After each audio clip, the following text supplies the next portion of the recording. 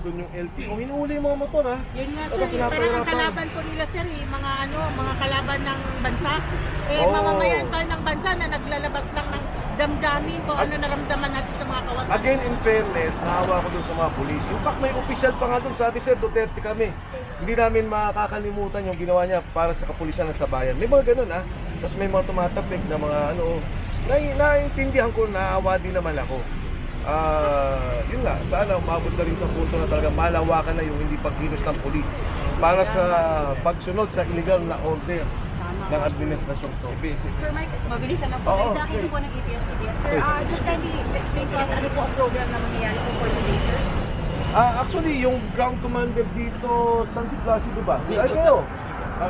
Anyway, nagtawag kami dito doon sa pagkilos ngayon at ito resulta na rin nung nangyari doon sa impeachment case na talagang hindi nila tinanggap. At ito'y patuloy namin pagpapahiwatig sa galit namin sa kuraputan na nangyari at korupsyon sa bayan at ang paniniwala namin at ang sinasabi namin, ang Pangulo mismo ang siyang mastermind ng korupsyon ito. So yung impeachment case namin, hindi nga rin tinanggap kung nakikita ninyo. So patuloy ito, hindi lang naman ngayon, patuloy kami na magtatawagan na hindi nakukulong yung mga dapat makulong sa gobyerno ito. Sir, nagkaroon po ba kayo action regarding sa ng secretary na hindi niya tinanggap? Itong likon to, gagawa kami ng aksyon sa Secretary General's Office na hindi nila pagtanggap. May mga nagsasabi, kasi daw hindi namin iniwan. Paano namin iiwan? Naka-video yun, nakita yun na maraming tao. Pinipilit namin na kahit na doon lang sa frontes ng Gapin Island, tanggapin. Kaya ito, patuloy kaming kikilos dahil para dito. Pangalawa, kasama doon sa impeachment case yung pag-kidnap kay Pangulong Duterte. At hanggang ngayon sinasabi namin illegal yun. Fake kidnapping yun, hindi dapat nilang ginawa yun. At ang ginawa nilang pagkilos na yun, 2023, ilang taon, humigit kumulang 5 taon, na wala na tayo sa ICC, talagang pinlano nila. Alam mo, dito sa bansa natin, ang Indian natin, may mga ginagawang pagkilos, may ginagawang kaso. Pangulong Erap, kinasuhan dito, kinulong sa veterans. Pangulong GMA, kinasuhan. Wait, dito, kinulong sa veterans. Ito lang, ang katangi-tangi sa Pangulong Duterte, na inilabas nila doon sa ibang korte, banyagang batas, na meron naman dito, masyado nilang ginigipit yung tao na Pilipino na dapat ay hindi pinayagan natin ng ganito dahil tayo may sariling batas, may sariling soberanya at higit sa lahat may korte tayo. Hindi dapat pumayag ang Korte Suprema dito. So sir, may ito po ang overall message natin kaya tayo may motor dito. Saan po punta ng grupo? Susundan ako, taga-sunod lang ako dito eh. May mga ground commander kami, may grupo rin kami sa SMOA, may grupo din dito. Klase ito ba? Ang natin dito, no? Ground commander na nandito at saka si Colonel Metran. Dalawa sila yung susundan namin. Ilan po inaasahan natin sir na makikilawang po dito? Hindi namin actually alam talaga. Tanawagan namin to, may mga organized punta. Nakita niyo naman sa kabila may dumating din. Palagay ko, dire-diretso to. Kung hindi lang ngayon, kundi sa darating na panahon, kung saan kami mapunta. Kung kinakailangan magpunta namin sa Fort Park, sa dalahan ng pera, o sa Malacanang, kung saan ang pupunta yung korupsyon, pupunta kami doon. So sa ngayon po sir, one last question na lang. From here po kayo po dito sa EDSA, point. EDSA talaga kami. Yung point of convergence, again, sa ground commander namin pinapaubaya.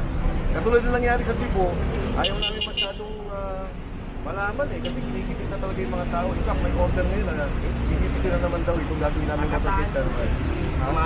Paano kung may confidence? Panggaan na lang. Pero po pag PNP sir, ay hinaharap po kayo sa Hindi naman, pero may mga nakita kami mga orders na nilabas sila. Hindi namin alam kung totoo yun. About the cars, the motorcycles, sana wag naman. Ano po order? May katulad ng ginawa last po, may ORCR, tapos kasi diba, motorcycle ka naman ito eh. Susunod kami sa traffic regulations at susundan lang namin yung traffic flow.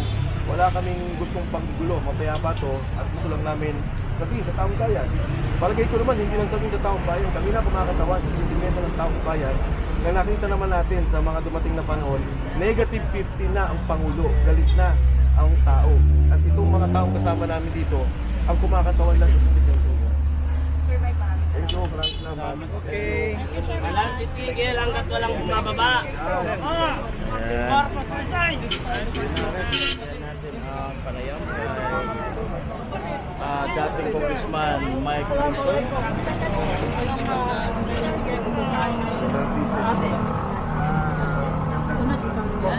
Wala pa akong radio program. Sir, ano sir yung regarding sa Hindi po yung nakikita na sana February 6.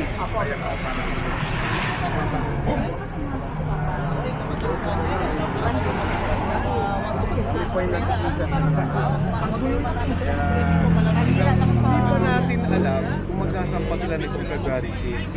Pero sa katotohanan, sa mga kaibigan natin sa Kongreso, sa mga nakakausap ko, sinasabi nga nila parang hindi naman tama na itong kay VP Inday na 125 million, hindi pa tapos ang trabaho. I-impeach mo. Itong 1 billion ang usapan. Delivery 800 million, 1 million, 2 billion. So ito yung mga pinag-uusapan ngayon. Talagay ko, sana. Huwag ka nilang tulak pa yun. Payagan. Sir, may iba naman tayo regarding naman sa health, kalusugan ng Pangulo. Ayon kay Clear, malakas na, di ba nagtatawanan sila. Yun po ba ay sa tingin mo? Alam mo, ang kalusugan kasi ng Pangulo, hindi naman private affair yan eh. Hindi pang privado. Kailangan malaman ng bansa yan. Kung araw, pagka ang Pangulo, nagkakaroon ng si GMA, magkakaroon ng medical bulletin, nire-report, pinapaalam mo sa tao. So hindi ko alam bakit ganun yung kanilang ginagawa na parang may tinatago sila. Mas mapa nga yun. Kailangan malaman ng taong bayan ng sitwasyon at kailangan malaman ng taong bayan kung ano talaga ang kalagayan ng Pangulo. Kasi nga, hindi na lang ito usaping privado, hindi lang ito usaping kwentuhan, pero may implikasyon po sa seguridad, may implikasyon po sa ekonomiya, may implikasyon po sa pangkalatang kalagayan ng ating bansa. So sir, dito naman sir, ang ano natin. PPP. Sir, dahil nasa negative na ngayon ang Pangulo, so pinakita talaga na marami ng tao talagang galing. At naisang panagunin sa nangyayari ngayon sa bansa, pagtulungan, nawawala yung dignidad ng bawat Pilipino. Tapos, siyempre yung piso, hindi tapos, patuloy. Ngayon, sir, marami po nananalangin ng mga Pilipino, sir, na sana makakatulad din sa ibang sunod na po kayo, sunod na, sunod. Let's roll the dice! Panagutin ang ating na presidente! Magdalangaw na pangab! Isang pangalangaw. Sabi yung bus, yan ba yun? Oo.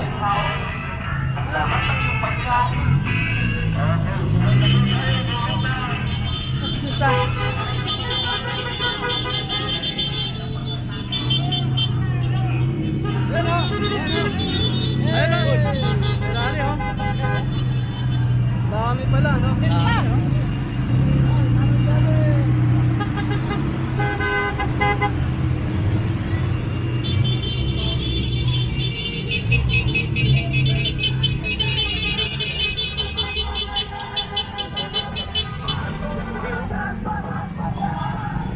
Grabe, ang dami, oh.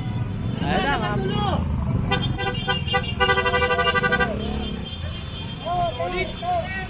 Duterte! Duterte! Wala akong dalang ano. Mas ganun ako, wala eh. Ha? Wala rin ako eh. Wala akong dala. Wala isa lang. Eh, mayroon pa isa.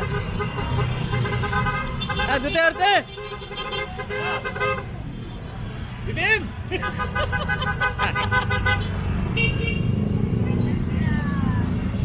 Ayun, ayun. Titingnan natin, may ban pa sila. Ba't yung bus? May sakay ba yun? Yung bus pa nga malaki. Pagkain niya.